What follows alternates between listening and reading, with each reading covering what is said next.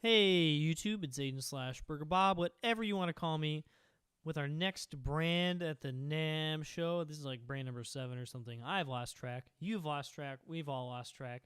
Again, my usual disclaimer. Sorry if this is like the 9th video you watched in a row and you've heard this 1,000 times. I work for two drum corps, Pacific Crest. I almost did it again. I work for Pacific Crest, who is sponsored by Jupiter, and I work for Cadets, who is sponsored by Yamaha. My views do not represent those organizations, and I play almost entirely similar instruments.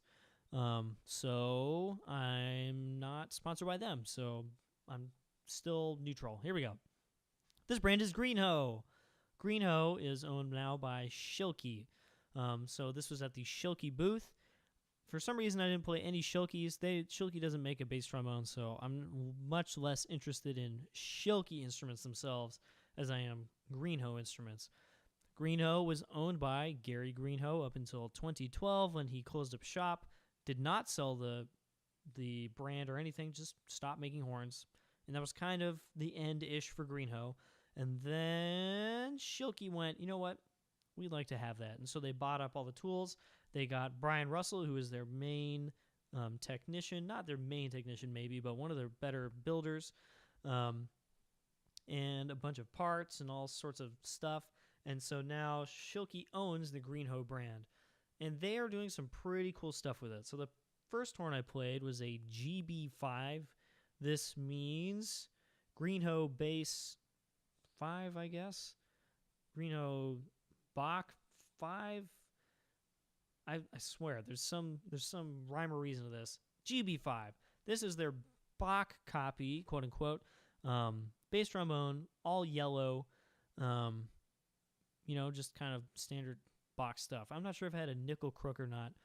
It may have, and if it did, then that's pretty normal. Anyway, this horn was really, really, really, really good. I have written super good. It had a great sound. Man, I really, really liked the sound of this instrument. One of the better sounding basses at the entire show, bar none.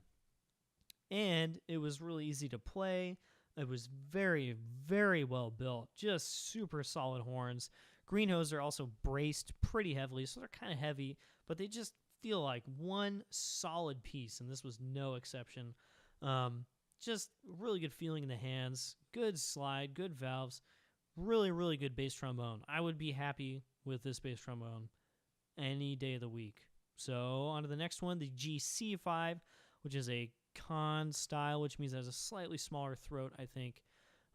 Different tuning slide taper, etc. It has more of a con-ish slide, I think, which means in this case it had a nickel crook, which is probably a different design. And I think the bell was red. This horn was also really good, and it was actually easier to play than the Bach copy version. And I shouldn't really say copy. I think it's more influenced rather than copy.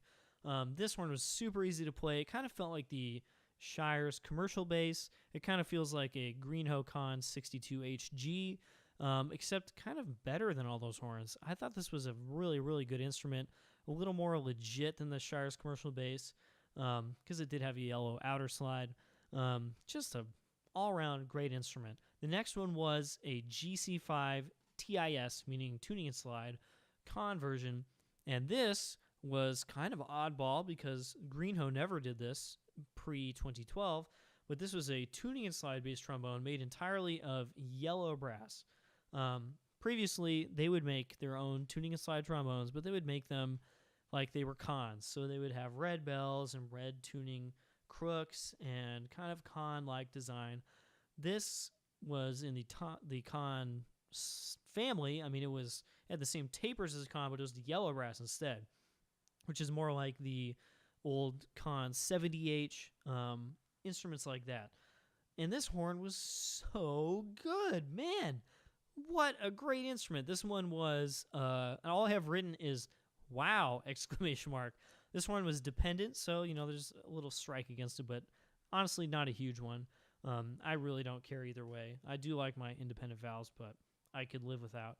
And this horn was so easy to play, very open, pretty even, which is kind of odd for tuning and slide horns. The high range was good, the low range was amazing, and that that ends the Greenhoe basses. My friend said that the first Bach bass, Bach, quote unquote, was probably the best sounding instrument, and I would have to agree. It was also the hardest to play, but it wasn't hard to play. It was just kind of on a small range of very easy to play to even easier to play. It was on the easy to play side. So these horns were all really easy to play. They were really well built. They all sounded good. I am very happy with what Greenhoe is doing right now and what Schilke is doing with Greenhoe right now.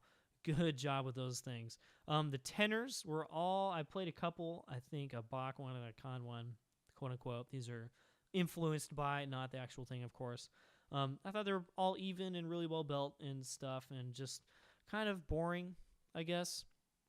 I think when tenor trombones get too heavy, when they have like too much bracing and stuff, I don't get as much feedback as I like, and so I don't meld with the instrument as well. And Greenhoe trombones are all kind of like that because of the bracing, and these were kind of no exception. I didn't think they really stood out in a huge way, but I think a lot of people like them, so maybe, again, I'm just bad at tenor trombone, and my opinion on tenor trombones means nothing. I have no idea. But I thought the basses were just awesomely good, and the tenors were okay. So I think Greenhoe gets a pretty good grade at the NAMM show. On to the next video.